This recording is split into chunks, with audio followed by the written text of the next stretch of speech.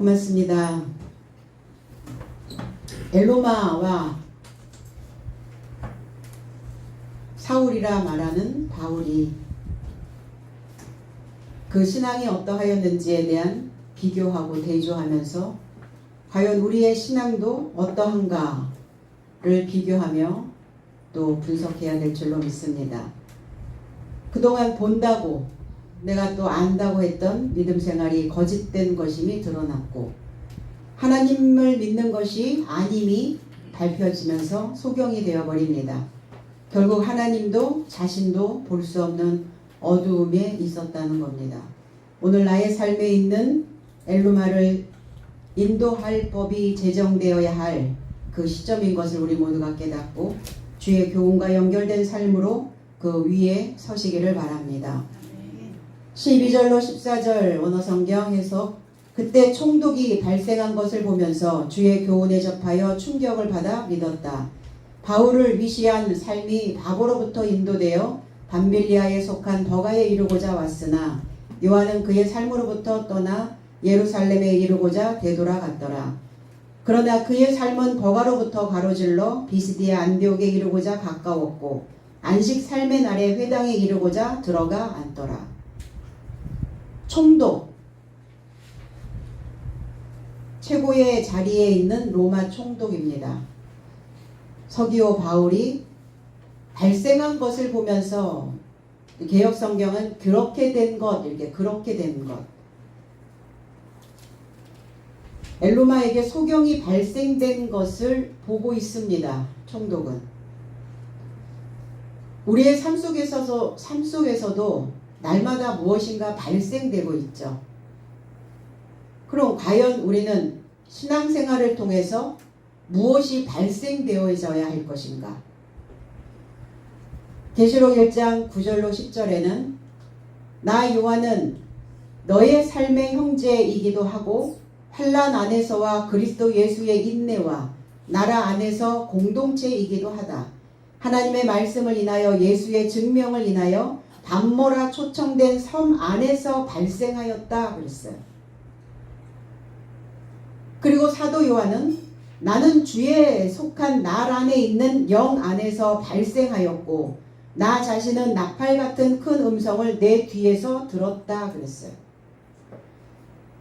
사도 요한에게 발생되어진 것이 무엇인가 봤더니 초청된 섬 안에서 담모라고 하는 섬에서 발생이 되고 있고 주에 속한 날 안에 있는 영 안에서 발생되어지고 그리고 우리가 살아가는 그 삶은 무엇인가를 발생시키고 있는데 어디에서 무엇을 발생시켜야 하는가에 대한 것을 이야기하고 있는 거예요. 나의 삶 안에서 발생되어져야 되는 것이 무엇인가? 담모성입니다. 담모라고 하는 의미는 송진이라고 하는 의미를 가지고 있어요. 악교 역할을 하는 것이죠. 끈적끈적한 액체가 나와서 외부로부터 해충을 방지하는 역할도 하고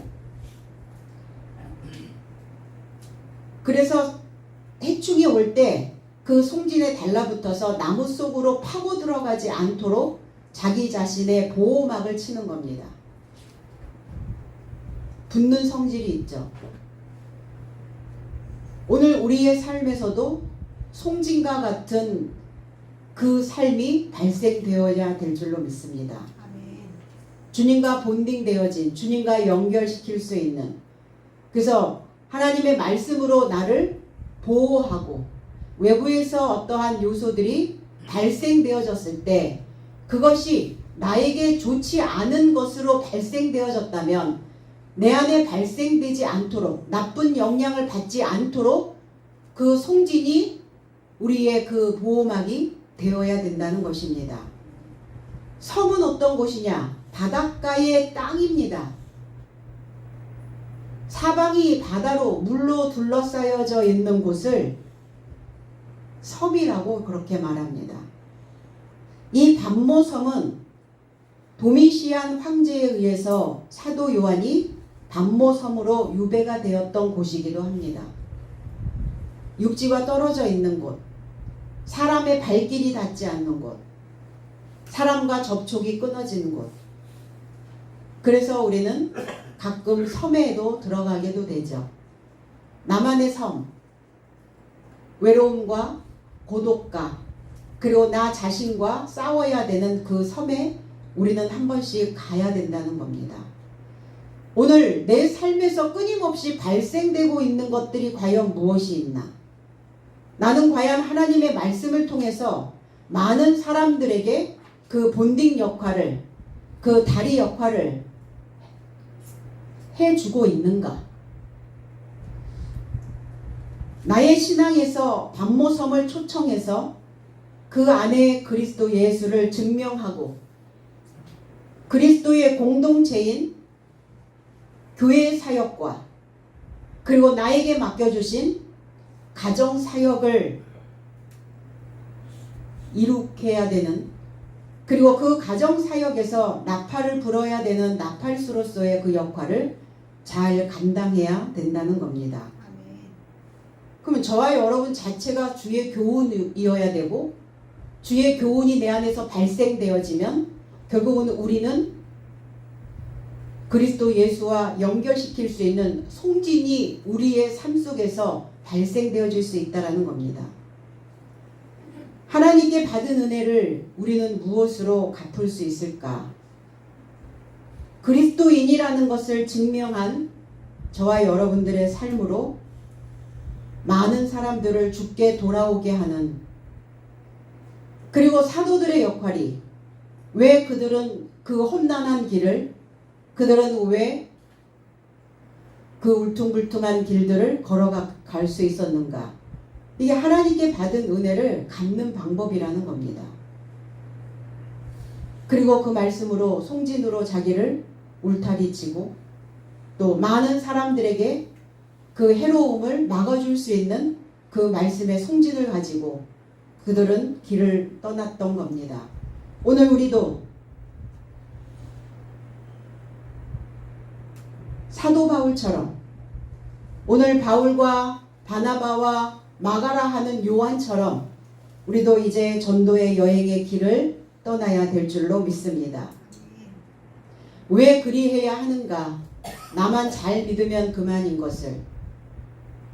성경은 왜 우리가 복음을 그리고 사람들에게 하나님을 증거해야 되고 왜 증명해야 되는가에 대한 이야기를 하고 있습니다. 그게 바로 나의 구원이라는 겁니다. 나의 구원을 이루어가기 위해서 내가 받았던 그 은혜를, 내가 받았던 그 말씀을 많은 사람들에게 전파하여야, 그래야 그 구원이 완성되어질 수 있다고 말씀하고 있습니다. 그래서 사도들이 그들의 삶을 바친 이유이기도 합니다. 그래서 우리는 주 안에서 장성한 자가 되어지기를 주님은 말씀하고 계시죠. 왜 장성해야 하는가? 장성한 자가 되어지지 못하면 갓난아이가 되어버립니다. 그러면 갓난아이가 되었다는 것은 무엇이냐? 나팔을 불 수 없다는 거예요. 나팔 불지 못한다는 것은 말하지 못하게 된다는 거예요. 말하지 못하는 자를 우리는 어린아이라고 말합니다. 갓난아이라고 말합니다. 돌이 지나면 아이들은 기본적으로 기본적인 단어를 합니다. 엄마 아빠 말을 하죠. 먹을 것을 요구합니다. 좋고 싫음을 표현합니다. 그런데 그 말조차도 못하는 갓난아이가 있다는 거예요. 몸은 컸는데, 몸은 어른인데 우리 속에 있는 정신이, 우리 속에 있는 마음 상태가 갓난아이여서 하고 싶은 말도 못하고 사는 거예요. 하고 싶은 말은 고사하고 해야 되는 말도 못하고 사는 거예요. 그럼 내가 그리스도인이라는 것을 무엇으로 증명할 겁니까? 그냥 나만 혼자 잘 믿다 가면 됩니까? 그런 구원은 없습니다. 구원받지 못하는 것은 내가 가지고 있는 나의 수준에서, 내 안에서 끊임없이 갓난아이가 발생되어지는 그 삶으로부터 나오는 겁니다. 그걸 구원이라고 말하는 거예요.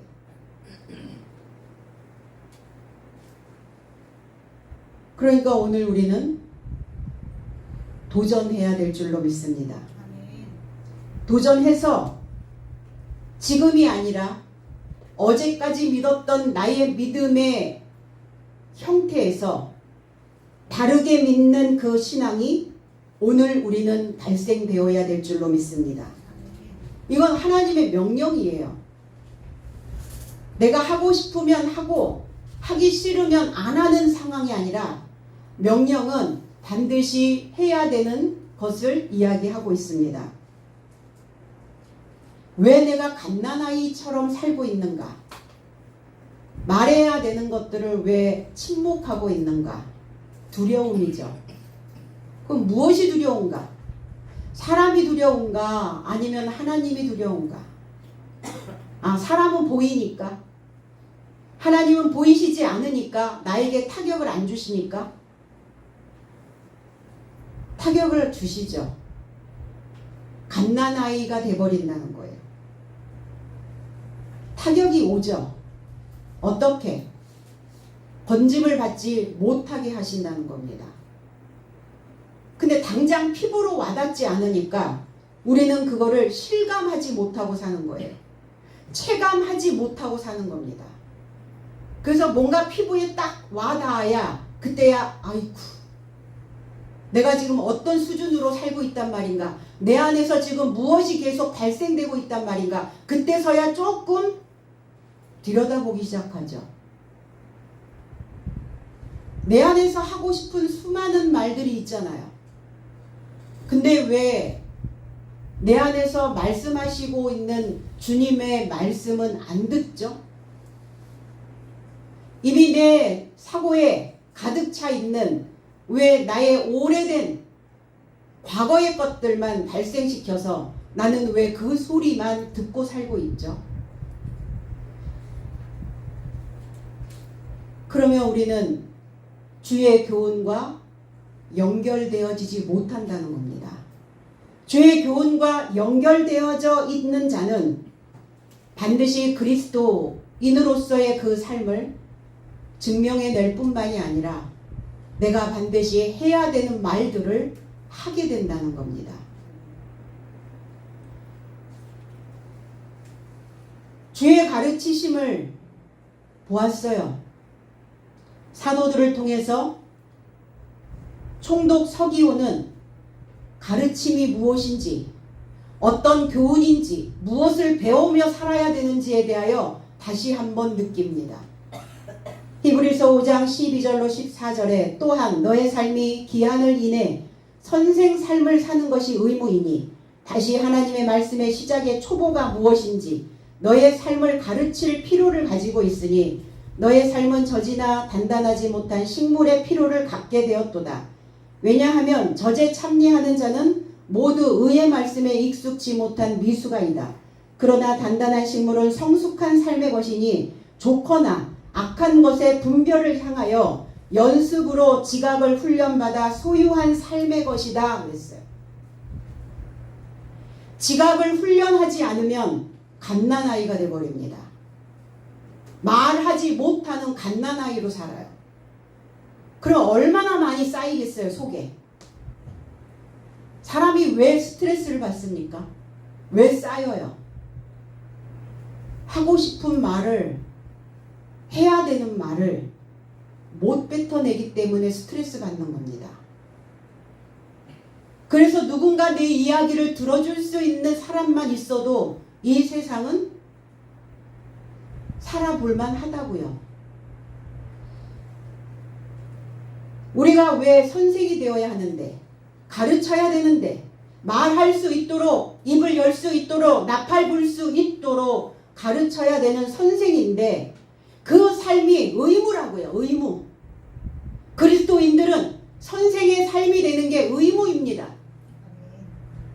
누구를 먼저 가르치고, 자신을 먼저 가르치고, 자신에게 먼저 교훈을 주고, 자신에게 먼저 복음을 전파하고, 그리스도 예수의 교훈과 연결되어져 있고, 그러지 못하고 있다면 젖이다 먹고 단단한 것을 먹지 못하는 그 식물의 필요를 갖지 못하게 되었도다. 젖에 참여하는 자, 말씀에 익숙치 못한 미숙아이다. 그럼 언제까지 미숙아로 어린 양만 부릴 건가? 언제까지 내 잘못이 아니라 타인의 잘못으로만 돌리고 나는 늘 피해자의 자리에만 있을 것인가? 내가 늘 피해자의 자리에 있으니까 내 주변을 둘러싸고 있는 모든 사람들은 다 가해자가 되는 거예요. 그렇게 되면 하나님이 우리를 초청하셨을 때 우리가 늘 피해만 보고 살게 하시려고 피해자의 자리를 만들어 놓으셨겠습니까? 그 자리는 애초부터 없었던 자리였어요. 내가 끊임없이 피해자로 나를 발생시키고 있기 때문에 그 자리가 만들어진 겁니다. 그럼 그리스도를 믿으면서 하나님을 믿으면서 이 말씀을 들으면서 벗어나야죠. 그 자리를 털고 일어나야죠. 왜 못하고 있는가? 연습으로 지각을 훈련받지 않기 때문입니다. 연습해야 돼요. 생각하며 산다는 건 연습하는 삶입니다.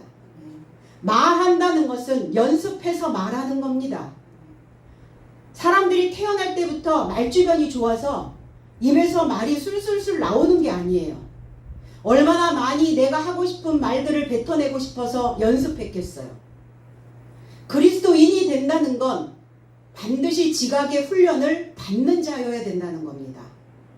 그럼 어떻겠어요?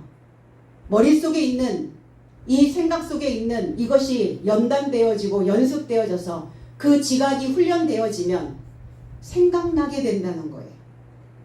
해야 되는 말이 무엇인지를, 내가 어떤 나팔을 불어야 되는지, 내가 그리스도로서 그리스도인으로서 어떤 증명서를 가져야 되는지 생각나게 된다는 겁니다.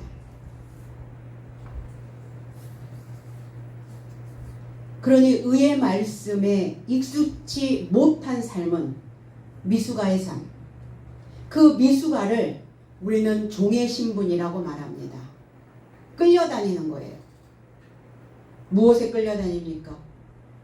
타인이 나를 끌고 간다고 끌려다닙니까? 내가 내 발을 띄어서, 내가 내 생각을 거기다가 얹어서, 거기다 내 마음도 더하여서 내가 끌려다니는 겁니다. 스스로. 성숙한 자의 삶은 주인의 신분입니다. 우리가 하나님을 나의 주인이라고 말합니다. 주여. 나의 주여. 나의 주인으로 오신 주님.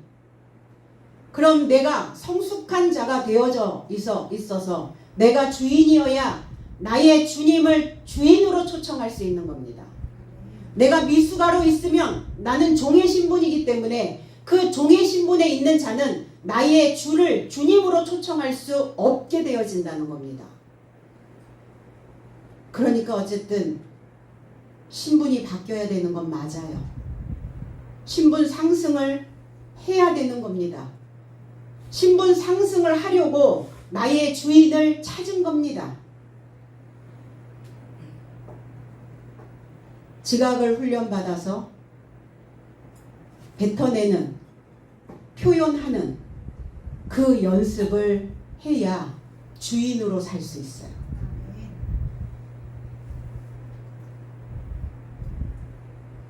근데 사람들은 살다가 그런 말을 많이 해요. 말이 안 통한다. 말하기가 싫다. 그 사람하고 얘기를 하면 입이 다물어진다. 그런 표현들을 많이 하거든요. 그럼 말하기 싫고 말이 안 통하고 입이 안 열리고 이런 상황이라면 괜찮죠. 뭐 그런 상황으로 가든 어떤 상황으로 가든 내가 선택한 거니까, 내 안에서 발생되어진 거니까 내가 괜찮으면 괜찮아요. 근데 내가 괜찮지가 않으니까 문제인 거예요. 말해야 되는데 말하지 않고, 표현해야 되는데 표현하지 못하면 어때요? 피해자 되잖아요. 억울해지잖아요. 화가 나잖아요. 그리고 말이 안 통하는 그 사람이 미워지잖아요. 그 감정이 없으면 괜찮다고요. 그런데 그 감정이 올라오는 순간 나한테는 마이너스예요. 건강해지질 않아요. 이 상태가 좋아야 되는데 좋은 상태가 발생되지 않고 나쁜 상태가 계속 발생이 돼요. 그럼 누구 손해입니까? 내 손해죠. 그러니까 그거 하지 말라는 거예요. 신앙생활 안에서 그거 하지 마라. 그 미움과 그 원망을 소멸시켜야 온전한 그리스도인이 될 수 있고 장성한 선생이 될 수 있다.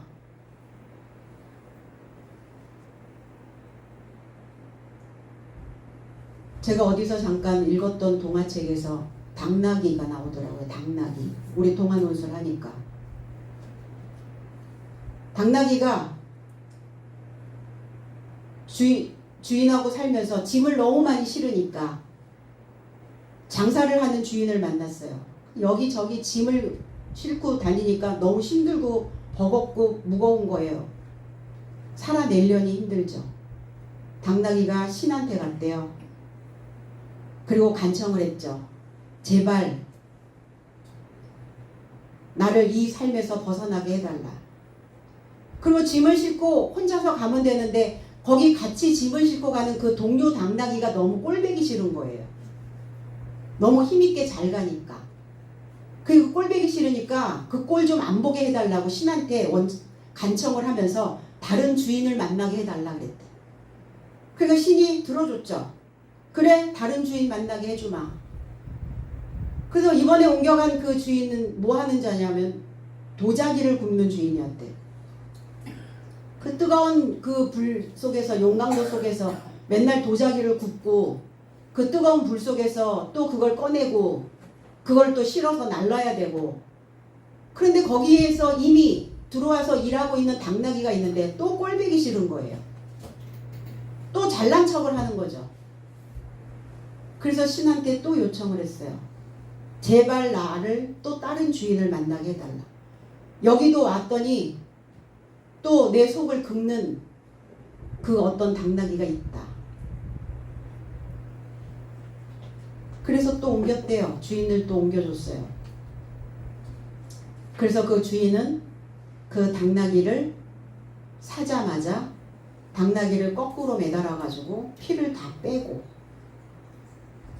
그리고 당나귀의 가죽을 벗겨 가지고 가죽신을 만들어서 팔았답니다. 죽은 거죠. 저 인간만 아니면 살 것 같죠? 이 인간만 아니면 살 것 같죠? 옮겨가면 옮겨가는 자리에 또 있습니다. 저쪽으로 가면 저쪽에도 있고 이쪽으로 오면 이쪽에도 있고 사방에 있어요. 어떡하죠? 그럼 누가 손해였어요? 결국은 그 꼴을 못 보는, 속에서 끊임없이 미워하는, 끊임없이 원망하는, 끊임없이 불평만 하는 당나귀 손해예요.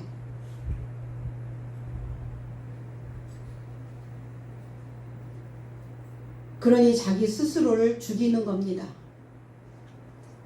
우리가 왜 신앙생활 하는지, 믿음 생활을 하는 목적이 무엇인지에 대하여 우리 다시 한번 정리해야 돼요.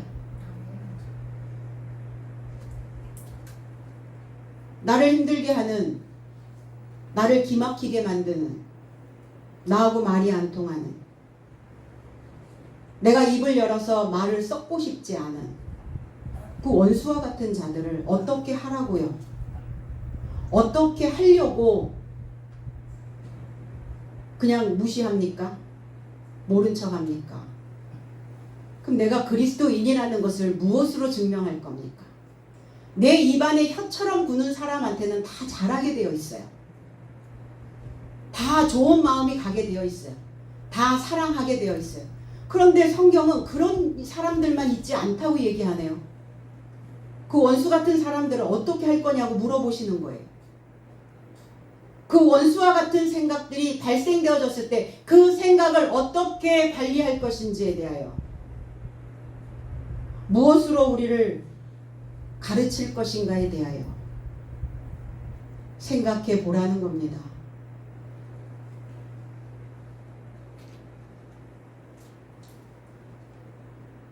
그럼 내가 나에게 물어봐야죠.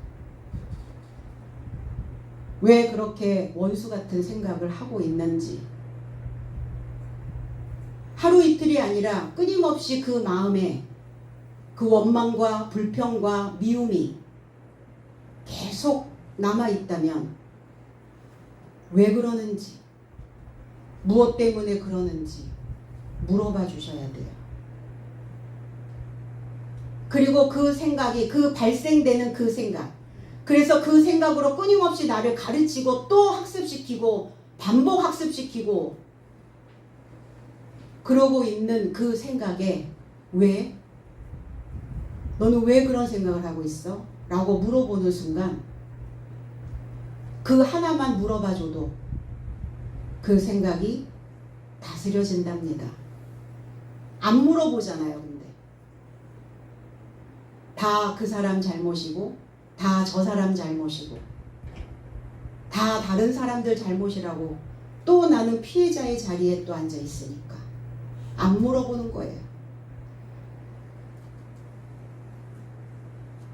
그래서 지각을 훈련하지 않으면 나만 손해예요. 그럼 지금부터 뭘 해야 되는가? 표현하는 기술을 배우셔서 교훈을 주시면 됩니다. 하나님께 은혜 갚을 방법이 내 입을 열어서 내 혀가 복음의 화살이 되어져서 사람들의 가슴에 꽂히는 겁니다. 한 사람 가슴에 하나님의 복음을 꽂아줬다면 그만큼 은혜 갚은 겁니다.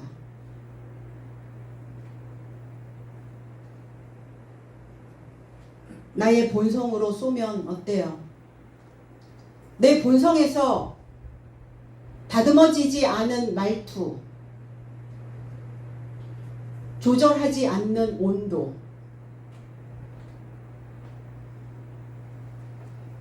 걸러내지 못한 더러운 물, 이런 걸로 쏘니까 먹히지 않죠. 온전한 그리스도인의 표본이 되어지기 위해서 오늘 주의 가르침과 우리는 연결되어야 될 줄로 믿습니다.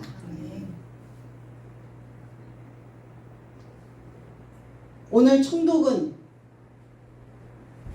기이히 여기니라, 기이하다, 에크플레소라는 단어예요. 놀라다, 충격을 받다, 타격을 입다. 그 가르침에, 사도의 가르침에 엘로마가 눈이 먼 그 상황을 보면서 타격을 입는 거예요. 충격을 입었습니다. 이 플레소라고 하는 이 단어 속에 빚다, 만들다라는 단어가 있어요. 그럼 어떤 상황에 우리가 타격을 입었고 충격을 입었다면 뭘 해야 되는가? 내가 다시 만들어지는 거예요. 그 말씀이 충격이었고 그 상황이 타격이었다면, 그렇다면 나는 적어도 저 삶이 되지 않으려고, 적어도 엘루마가 되지 않으려고, 거짓 그리스도인이 되지 않으려고, 거짓말로 믿는 것이 되지 않으려고, 그러면 나를 다시 빚어야 되겠구나, 나를 다시 만들어야 되겠구나. 이게 충격받은 자의 모습입니다. 계시록 8장 12절에 그리고 넷째 사자가 나팔을 불었다. 그러자 해의 셋째와 달의 셋째와 별 삶의 셋째가 충격을 받으니 이는 저 삶의 셋째가 어두워지게 하려 함이니 낮의 셋째가 드러내지 않고 밤도 그러하더라. 개역성경에는 해의 3분의 1과 달의 3분의 1과 별의 3분의 1이 이렇게 얘기하거든요. 3분의 1이 아니에요. 3분의 1쪽이 아닙니다. 그냥 3이. 해, 달, 별이 뭡니까? 내 안에서 발생시키고 있는 그 발생되어진 것, 나를 비추고 있는 조명과 같은 거예요. 그 생각이 나를 비추고 있는, 근데 그 비추고 있는 해달별이 뭐냐? 세습되어진 겁니다. 강화되어졌어요. 그러니까 내 패턴을 바꿔야 되는데 내 패턴이 바뀌지 않는 거예요. 왜? 과거로부터 세습된 것들을 계속 갖다 보니까 세습 강화되어질 대로 강화되어졌어요. 그러니까 고집스러워지는 거예요. 안 바뀌려고 저항하는 겁니다. 이 해달별이 세습되고 강화되어진 본성이 실체로 드러났어요. 그런데 더 이상 그것을 내 삶에 발생시켜서는 되지 않기 때문에, 그것으로 인하여 내가 더 이상 양육되어지면 안 되기 때문에, 더 이상 필요하지 않기 때문에 어두움으로 변한 거예요. 넷째 천사가 나팔을 불 때, 나팔 불 때, 표현할 때 이 상황이 벌어진다는 겁니다. 말할 때, 내가 나한테 말하든, 본성으로 강화되어져 있고 본성으로 세습되어져 있는 그 타인에게 말하든, 말할 때 말해야 바뀌죠. 그럼 배운 우리가 말하지 않으면 무슨 수로 세상이 바뀐답니까? 그 무지한 사람들을 무슨 수로 바꿔낼 수 있겠어요? 접합입니다. 넷째 천사. 말씀과 접합. 송진과 같은 자입니다. 반모섬과 같은 자예요. 이 말씀에 충격을 받았다면 다시 빚어지는 거예요. 그냥 충격받은 걸로 끝나는 게 아니라 로마 총독 서기오 바울은 자기의 신앙생활을 지금 다시 만들어야 되겠다라고 다짐하고 있는 겁니다.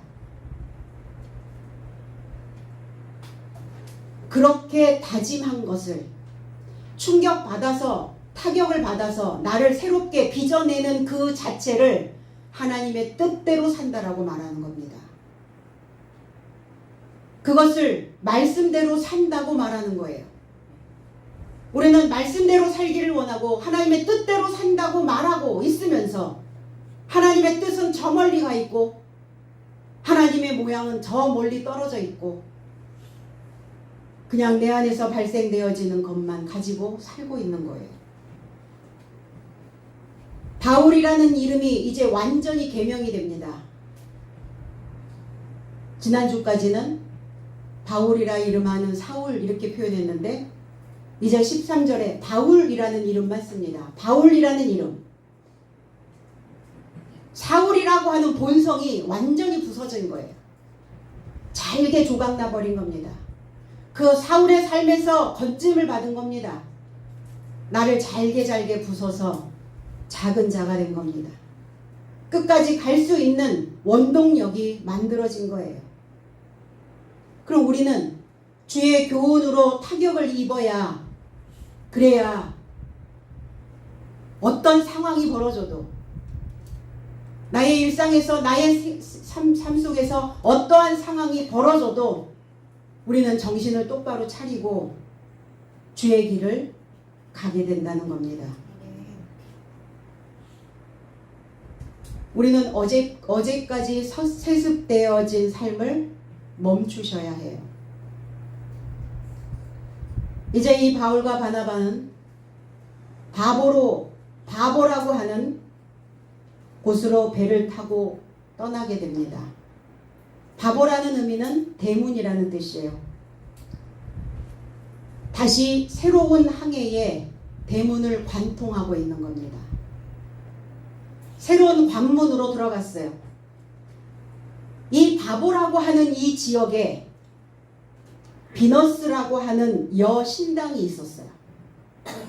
그러니까 거기에 많은 사람들이 그 비너스라고 하는 그 신을 숭배하려고 많은 사람들이 찾아온 곳이기도 합니다. 그러니까 사람들의 마음이 얼마나 완악할 대로 완악한지, 이게 주의 교훈이 들어가지를 않는 곳이에요. 왜 이 바보로 갔을까?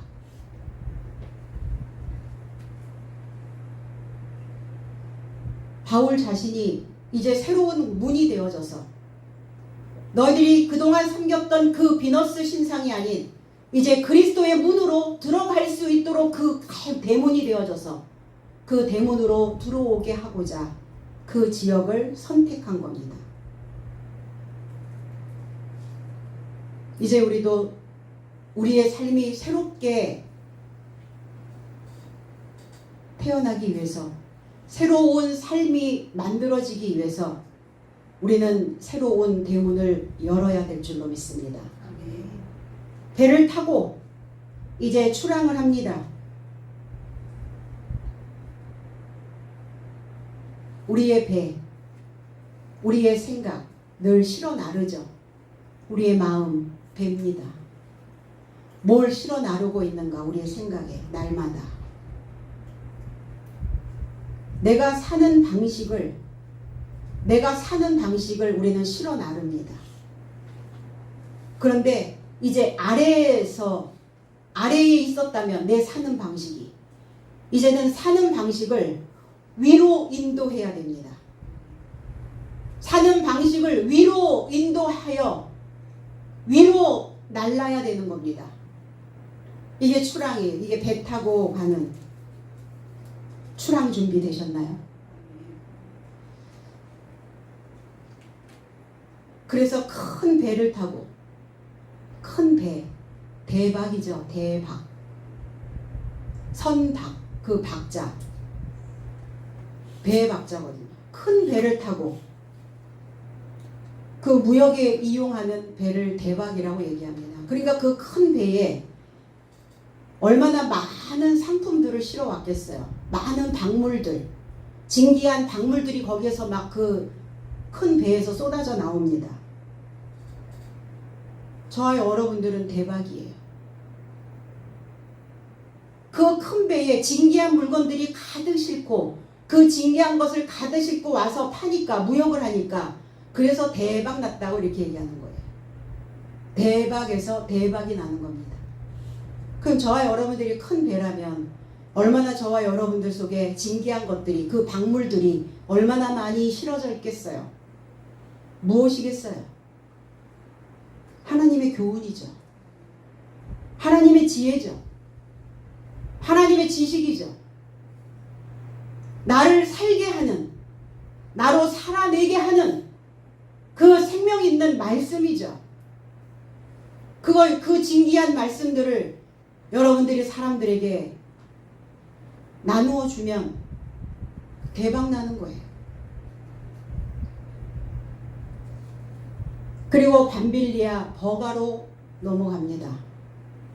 밤빌리아라고 하는 이는 모든 종족, 모든 혈족, 모든 혈족과 모든 종족 안에는 이방인들을 다 포함한 모든 종족, 그 모든 종족이라는 것은 하나님 안에 있는 자들, 표면이든 표면적 유대인이든 이면적 유대인이든 하나님을 믿는다고 말하는 모든 종족들,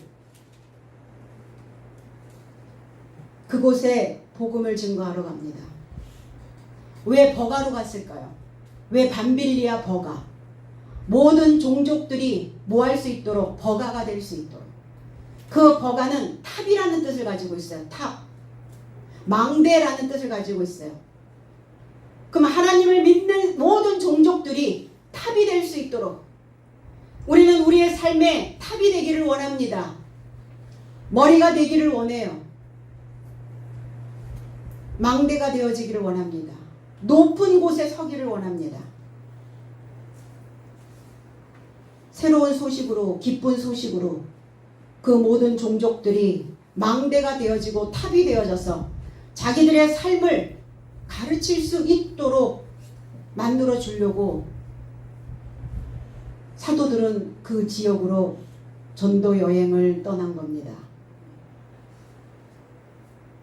하나님의 혈통, 하나님의 종족, 하나님의 종족인 나에게 복음은 전파되었나? 주에 연결된 소식이 저와 여러분들 속에 있는가? 아니면 내 본성만 가득해 있는가? 어떤 소식으로 지금 발생시키고 있는가? 복음의 일꾼으로 탑이 될 수 있도록 스스로를 가르치고 있는 선생인가? 오늘 우리가 이 말씀을 통해서 잘 배웠다면 오늘 우리는 나의 사는 방식을 보고 있을 겁니다. 내가 어떤 사고 방식을, 그리고 내가 사는 방식이 어떤지 본인들은 본인을 너무 잘 알 거예요. 이 모습으로 쭉 계속 연장. 그래서 만족한다면 좋죠. 이 모습으로 그냥 쭉 가도 한이나 피해나 그러한 마음들이 오지 않는다면 좋습니다. 가셔도 좋아요. 그러나 오늘보다, 어제보다 오늘이 더 나은 모습으로 살아야 된다면 오늘 나의 버가에서 내 안에 있는 하나님의 혈통이 되어져야 되는 그 반빌리아에 주의 교훈이 연결되면 좋겠습니다. 아멘. 바울과 마가라 하는 요한은 이곳에서 흩어집니다. 예루살렘으로 가죠. 요한은 평화의 가르침을 선포하기 위해 요한은 적당한 시기에 돌아갑니다. 예루살렘, 전쟁을 통한 평화를 얻기 위한, 전쟁하지 않으면 평화는 오지 않습니다. 자신을 지각하는 훈련이 내가 연습하는 그 상황이 뭐냐면 그게 전쟁이에요. 내 사는 방식, 내 사고 방식, 이거를 바꿔내는 것, 다시 만드는 것, 이게 전쟁입니다. 이 전쟁을 치르지 않고서는 평화는 없죠. 그 전쟁에서 승리한 자는 새 예루살렘 성이 되는 거예요. 평화의 가르침, 평화의 교훈, 평화의 물이 내 안에서 흐르는 겁니다. 그래서 그 물 퍼주는 거예요. 사람들에게. 나도 먹고 내 주변에, 내 옆에 있는 사람에게도 주고.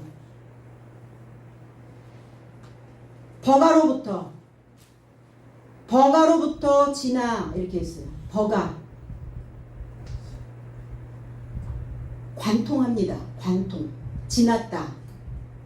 그 버가로부터 가로질러서 주님은 그 중심을 관통하셔요.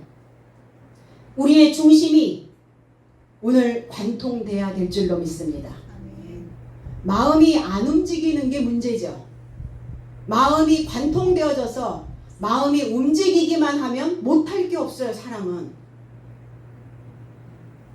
누가복음 17장 11절에 그리고 자신을 예루살렘에 이루고자 가셔서 그 안에서 발생하였고 그는 갈릴리와 사마리아 중앙으로 인하여 관통하시더라. 갈릴리와 사마리아 중심을 관통했는데 그곳에서 만난 자들이 있어요. 문둥병에 걸린 10명. 소식의 문제예요. 어떤 소리가 내 안에서 발생되고 있는가? 피부의 문제죠. 피부. 무감각하여져 있는 신앙인들, 무뎌져 있는 신앙인들, 말씀이 관통하지 않고 있는 신앙인들, 다 문둥병 걸린 자들입니다. 그것으로 부유해져 있어요. 그것으로 부자가 되어져 있습니다. 그러니까 타격을 입는 말씀은 들으려고 하지 않아요. 열 문둥이 삶을 만납니다. 열 문둥이 장정 삶이에요. 그러니까 이 열 문둥이 이들이 누구냐? 엘루마와 같은 자예요. 안다, 본다, 배웠다 했던 자들입니다. 그런데 저 삶에서 하나가 나음을 받은 것을 알아차리고 하나님을 영화롭게 하며 되돌아와서 감사합니다. 그는 사마리아인이더라. 사마리아, 망대입니다. 파수. 자기를 보고 있었어요. 나의 사는 방식을 보고 있었다는 겁니다. 내 안에서 무엇이 발생되고 있는지 하루하루를 체킹하면서 살고 있었던 자였어요. 사마리아인. 그 사람만 주님께 가서 감사의 표시를 합니다. 그런데 아홉은 어디 있느냐? 이 민족 말고는 하나님께 영광을 주려고 되돌아온 삶이 발견되지 않았다 그랬어요. 너의 믿음이 너를 구원하였도다. 내 믿음이 나를 구원한대요. 내가 하나님 열심히 그동안 믿었으니까 난 구원받았을 것이라고 확인 안 됐잖아요. 그런데 내 생각이, 내 마음의 중심이 나의 옛 과거의 삶에서, 세습된 삶에서 벗어났다면 구원입니다. 그러나 과거의 패턴에, 그 세습된 패턴에 강화되어져 있다면 구원 없어요. 스스로의 믿음이 너를 구원하였다 이렇게 말씀하십니다. 너 그냥 믿기만 하면 내가 다 건져줄 거야. 성경 어디에도 그런 내용이 없습니다. 나의 믿음의 분량에 따라 구원이냐 아니면 버림이냐. 보이는 것만 깨끗하게 하는 그 아홉. 그들은 제사장에게 갔어요. 제사장에게 가서 뭐 했겠어요? 자기 자신의 몸을 보였겠죠. 짐승의 제물로 드렸고, 돌아온 그 하나는 하나님과 하나 되어진 자, 그리스도와 하나 된 자, 말씀과 하나 되어진 자, 그 하나는 산 제물로 드리는 거예요. 산 제물. 내가 살아있을 때 변화되어지고, 내가 살아있을 때 지각의 훈련을 받고, 살아있을 때 우리의 표현들을 건강하게 해내고, 그게 산 제물입니다. 갓난아이처럼 말도 못하고 살아가는 그런 모습은 하나님께 산 제물로 드릴 수가 없어요. 그러니까 사마리아인만 자신이 망대가 되어지고 파수가 되어진 그 자가 누구였습니까? 그리스도의 아내가 되지 않습니까? 사마리아 여인. 비시디아 안디옥으로, 이 비시디아라고 하는 이 지역은 굉장히 산악이 험준한 지역입니다. 그러니까 사람들이 이렇게 걸어서 그거를 건너간다는 건 굉장히 어려운 상황이에요. 극한 험준한 산. 이 산이 험악하고 험준하다 보니까, 도로가 험난하다 보니까 거기에 수많은 강도떼들이 살고 있어요. 그러니까 가다가 지쳐서 멈추면 강도떼들이 나타나서 다 약탈을 해가는 거예요. 그 지역으로 간 거예요. 바울이. 이곳을 조금 더 깊이 하지 않았다는 거예요. 우리가 가다가 살다가 보면 이런 사람들을 만나요. 내가 넘지 못할 험난한, 험준한 그런 높은 산악 같은 사람, 벽창호 같은 사람, 말이 안 먹히는 사람, 안 통하는 사람. 그럼 포기합니까? 아, 바울이니까 갔다고요? 저 여러분도 가야죠.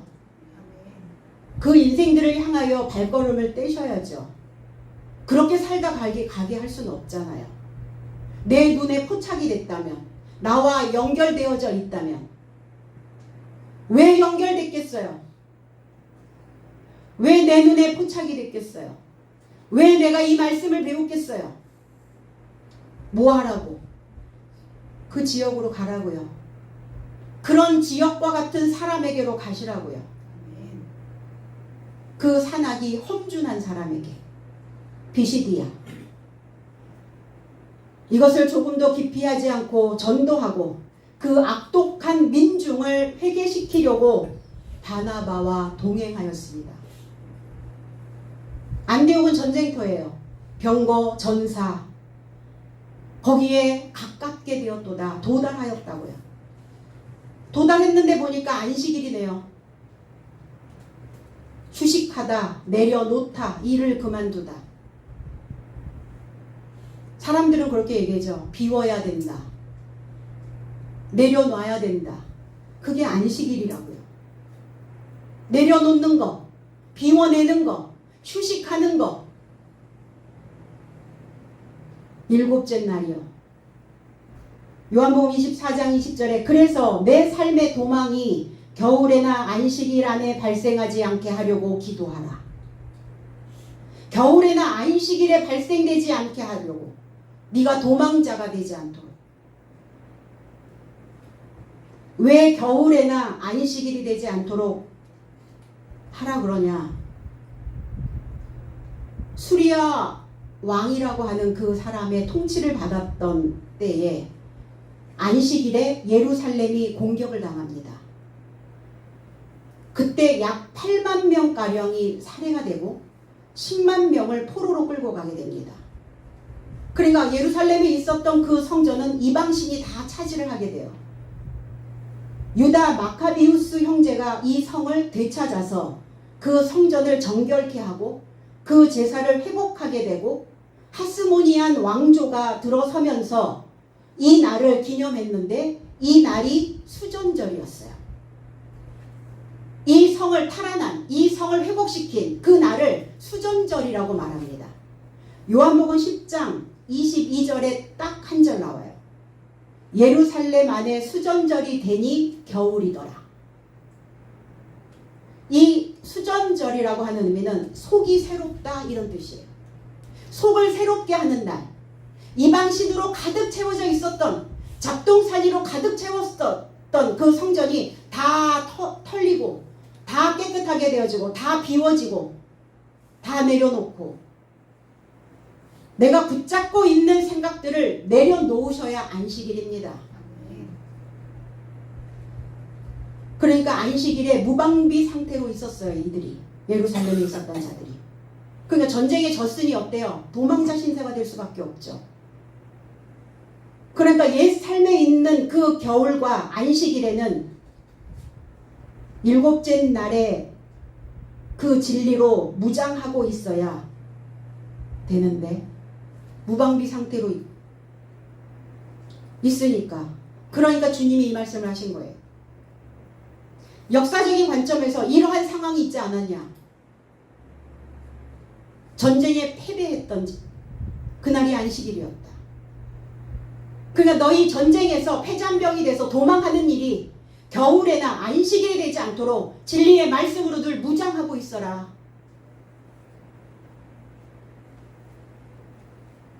그래야 휴식이 될 수 있다. 평안이 올 수 있다. 자리를 잡고 앉았네요. 바울이. 성전에 가서 앉으니라.